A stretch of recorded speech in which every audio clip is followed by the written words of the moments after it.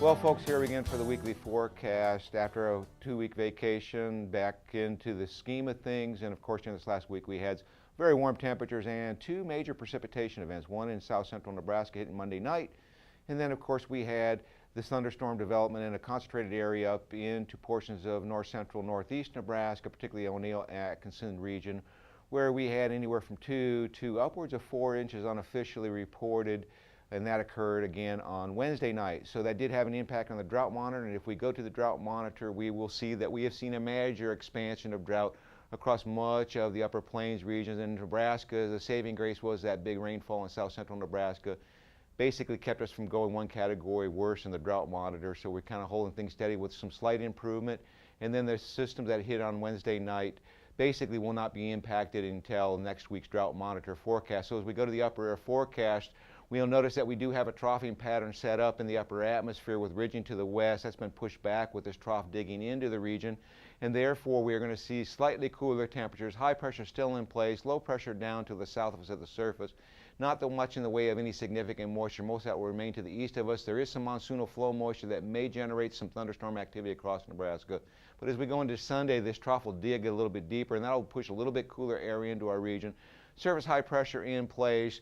We don't really have much of a focusing mechanism for thunderstorm activity, so most of the monsoonal flow will probably remain south of us. Some of this may broach into southeastern Nebraska. And then as we get into Monday, the ridge starts to build back into our region. Warmer temperatures start to returning.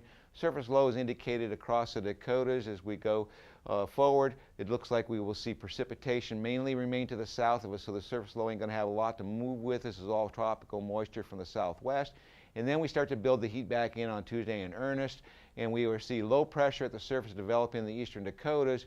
But once again, it's going to have to top this monsoonal moisture, and as it up and rides around, we could see some scattered convection, but really no organized precipitation in the cards. On Wednesday, now the ridge is flattening out and expanding toward the east. Very warm conditions start to redevelop. We do see surface low developing somewhere in western Nebraska.